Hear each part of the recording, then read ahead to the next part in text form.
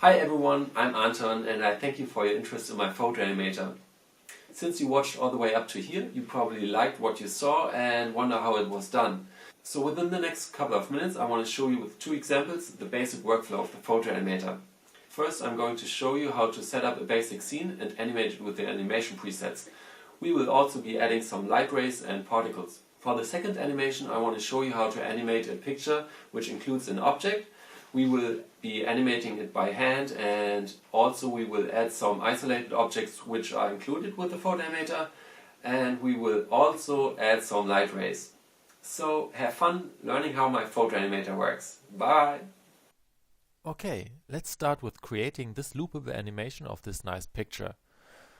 The first thing we need to do is to import the picture into the photo animator project file. After we have done that, we can open the put source composition and drag it in here. We scale it until it fits the frame and we head over to the set mask composition. We click on the mask layer and mask the background of the picture. The photo animator will use this mask to create 8 layers. The background will be layer number 8 and the very foreground will be layer number 1. We can see these 8 layers by opening the animation composition and activate the visual help mode. To get the best results, we need to spread these 8 layers evenly over the whole picture. Now we are already done setting up the scene. We can open the animation presets and create our first animation. A simple push-in. Of course, there are many settings for creating an animation. We can change the duration, add ease in and ease out, change the camera move, maybe a dolly left to right, and make it loopable. Like this.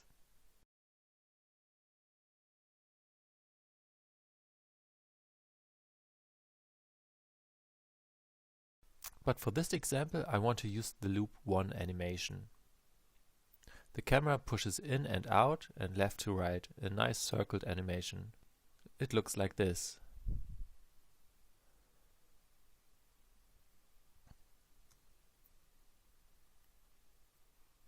Now can open the light composition and add some light rays and the light source. Click on the light controls layer and mask the area where the light rays should come from.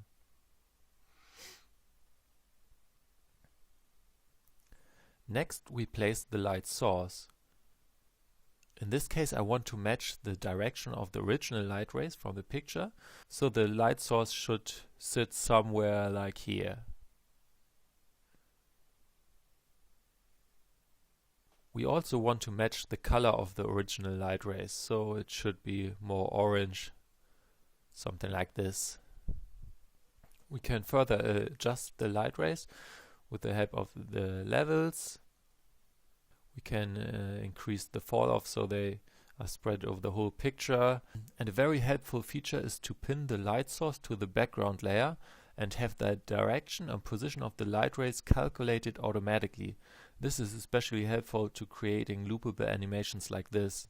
If we want to have a better look at what we are doing, we can hide the original picture and only look at the light rays and the light source. We can make further adjustments on the levels, can boost the intensity. If we are happy with the result, we can look at the final composition.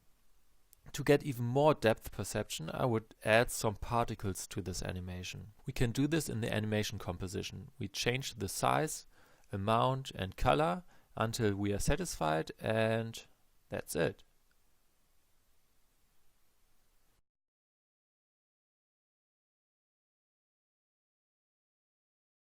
Okay, so in the next example I want to show you how to get from this picture to this animation. So this picture contains an object. We need to separate it from the background first. You can also mask it within the photo animator project, but since this is a still picture, the best way to do this is in Photoshop. After you have isolated the object, you also need to hue the background. Most of the time you get a great result with one click on the content aware fill, but you can do it with the stamp tool as well. So when you're done isolating the object, you need to import the object and the background into the photo animator project. And like before, the background goes into the put source composition. You scale it and place it how you like it. Then you open the set mask composition and mask the background. For this example, that would be something like this. And when you're done with it, you go to the animation composition, click on the controls layer, just like before, activate the visual help mode and spread the layers evenly over the picture. Okay, then we need to place the object, the lamp, on the correct layer. In this case, this is layer number 3. You just drag it in here, we scale it the same amount as the main picture was scaled, and place it right on the layer.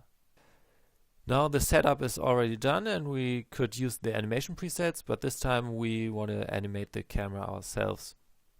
So I set the workspace to 4 seconds and I start moving the camera into the picture. I create keyframes. So now it looks like this. So I want the camera to start high and end low. So we have these nice light ray effects. So what I'm doing is I create keyframes for the red and blue crosshair. With the red crosshair I can move mainly the foreground, and with blue crosshair I move mainly the background. You can see here that some artifacts might emerge, but with the magic layer connection they are erased again.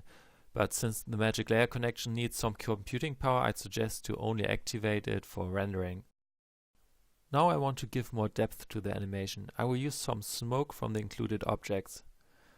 So just like we placed the lamp on layer number 3, I will now place one layer of smoke on layer number 1 and just place it that it looks nice. Something like this might work. Then this layer number 3, but I want to place it on layer number 4. I add another layer of smoke.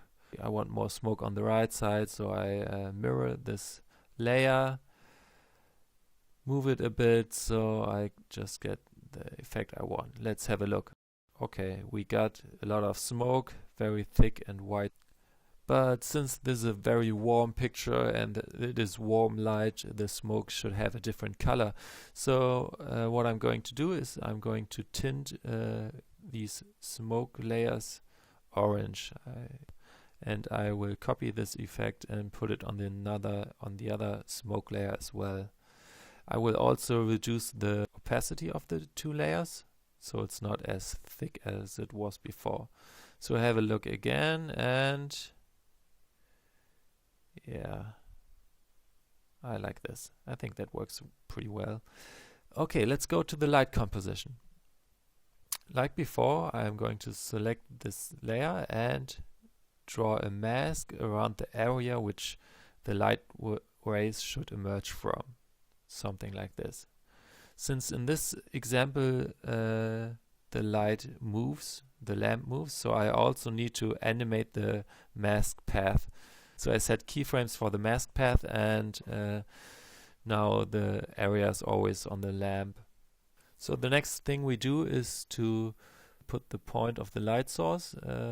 We also create keyframes for this. First I want it to start here, and at the end of the animation I want it to be right here. So the camera moves down, so it will come into vision and give these nice light rays. We are also going to change the light to orange to match the picture. And we can have a closer look on the light rays and the light source to see if everything is exactly as we wanted. I think this looks pretty nice. Let's have a look at everything together. I think this is a pretty nice animation. I hope you enjoyed watching these mini tutorials, and if you have any questions, please feel free to contact me through my profile page. Okay, thank you for watching and have a great day. Bye bye.